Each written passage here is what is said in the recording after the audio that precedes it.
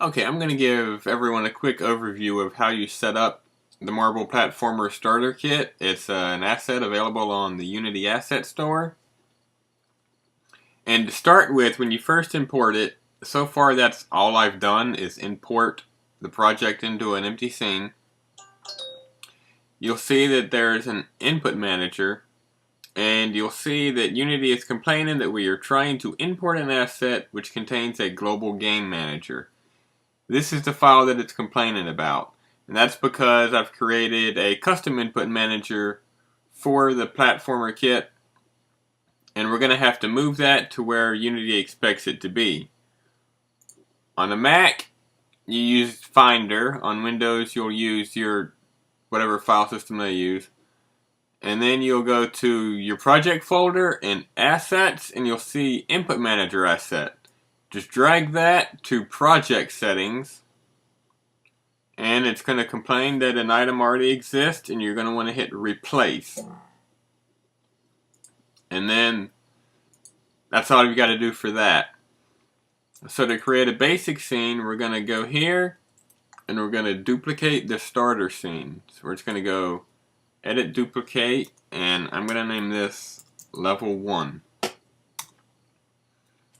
Okay, now we're going to open up level 1, and you'll see, the first thing you'll see is that the player is all the way down here. That's not important because the game is going to automatically pull him up to the checkpoint. So what we want to do now is we want to set up our scene manager. Okay, if you go to the scene manager, you'll see the floor is currently set at -1000. That's because the kit assumes that you're going to put in some type of mesh to act as a ground. If you don't plan on doing that, you're going to want to change this to something like -10, or else your player is going to be falling into the void a very long time before he actually gets killed off. But I'm going to leave it at -1000. -100 works too. And I'm going to go to Game Object, Create Other, and I'm going to create just a simple plane to act as our ground. You'll probably want to use a terrain or a mesh of some sort that more accurately represents the ground than this ugly plane here. But whatever you use, make sure it has a mesh collider on it. And you're going to go to Add Component, Scripts, and then scroll down to MK Ground. Now if I run it at this moment, nothing's going to happen when I fall off because we have to set up our game manager prefab, and we haven't done that yet. But let's go ahead and finish configuring this scene a little bit before we do that. And what I'm going to do is I'm just going to duplicate this grass so we'll have another one, and I'll go ahead and move it up a little bit, and let's scale it to a different size. Okay, now you notice the texture looks stretched in the editor, but when we run it after I move the finish line up, oh, that's not lined up quite right, so let's go ahead and move this back down a little bit. When you're actually making a level, you're going to want to use the numerical input to make sure that this is right. Okay, you see the texture stretched, but if I hit play, you'll see in the actual... Okay, let me turn my sound off because that's going to get annoying. In the actual game, you see that the textures are stretched. They're not stretched. They're actually aligned right, because that's because the grass prefab automatically tiles its texture to match whatever scale you've set for it. That way you can create your entire file, your entire level right here in Unity, as long as you don't mind having these simple shapes that you can create out of that grass prefab. Okay, so now what we want to do is we want to add a checkpoint, because I need to do that to show you how to set up the scene manager. We're going to go to prefabs. We're going to grab a checkpoint. Or actually, you know what? Let's just duplicate this checkpoint. That makes our life easier. So we're going to we're just going to grab this checkpoint and duplicate it. And then we'll drag it out here. Okay, now I'm going to rename this one checkpoint 1. Name this one checkpoint 2. And if you go to Scene Manager, you'll see it has a list of the checkpoints. It calls them spawn points. It has a list of all the checkpoints in the scene. So we want to grab checkpoint 2, and we just want to add it to the list. And anytime you add a checkpoint, make sure you add it to this list. Now see, I have my checkpoints as children of the Scene Manager.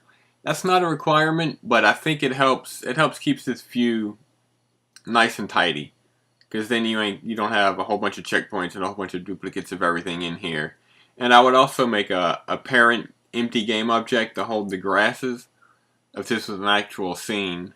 You see I do that in the demo levels, but I'm not going to worry about that for this tutorial. Okay, so we've got the Scene Manager set up how we need it. So the next thing we're going to do is we're going to create a main menu so we can set up the Game Manager. To do that, we're going to go back to Scenes, and first I'm going to save this one. And I'm also going to create a few fake scenes.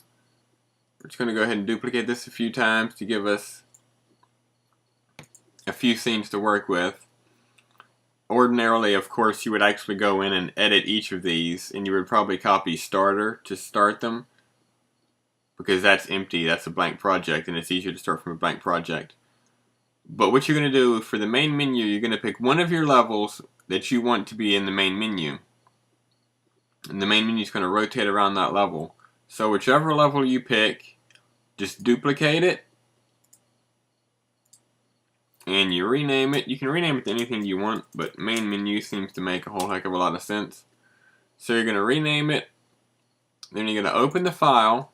Make sure you've got main menu and not the previous level, because it's going to look the same in here. And what you're going to do is you're going to go and you're going to delete the player rig, because there's no player in the main menu. You're going to go to Assets, Prefabs, and you're going to drag in a main menu rig and a Game Manager rig. Now for the Game Manager, you can see this is how many lives they start with. But for right here, you're going to want to enter the name of the main menu level file. Now, we named it main menu. And you're going to do the same thing for the levels. All of the levels in the scene, you're going to name based on the actual string value that you named the level. So ours are level 1, level 2, level 3, and level 4. And you're just going to enter those in here.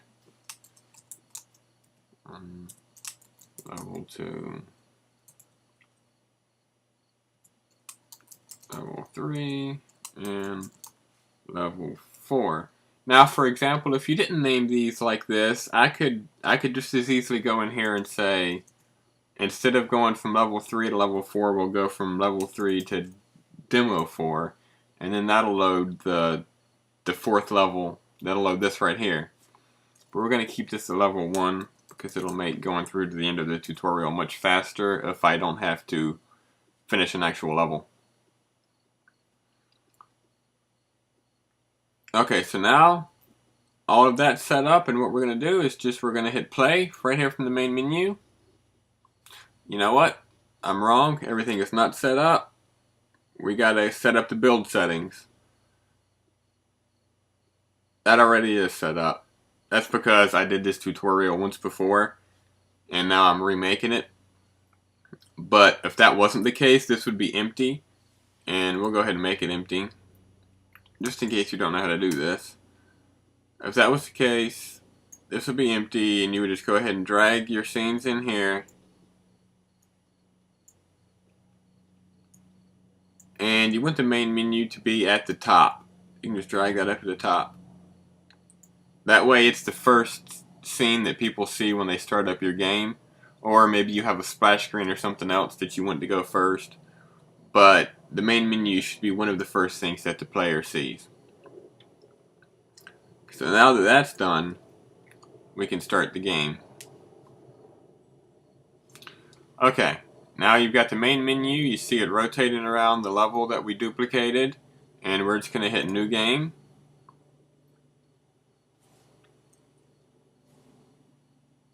Okay, now if we fall off, it's going to deduct a life from us, tell us that we wiped out, and it's going to start us back at the checkpoint that we had just crossed. And you'll see if I cross this checkpoint without crossing the finish line, and I go ahead and die, it'll start me off at this checkpoint.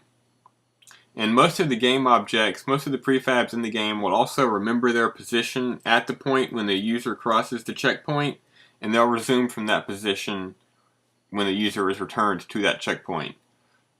So I'm going to go ahead and cross the finish line now, and it'll let us go to the next level. And we'll just go ahead and go through all 4 of them so you can see what happens on the final level. And you know what, I'm going to turn the sound back on for the next one so you can hear the little jingle when they finish. We already heard half of it there. So we've got one more level left.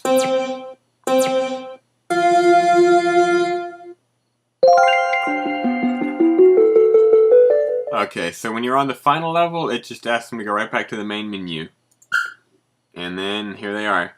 And of course, this normally would not look so white and blank and empty because you're going to have terrain or water or whatever it is you want to put for your ground, and hopefully your level is going to be more than 2 little blocks long. But you get the idea of what this is supposed to look like. And that is pretty much it for the basic setup of the kit. In later videos, I'll go in and I'll talk about how you can use the different prefabs. There's a wide variety of prefabs in here that you can use to make your player's life more difficult and make the game a little more interesting for them. And we'll go into each of those. Or for now, you can read the manual. I don't know exactly when the next video will come out.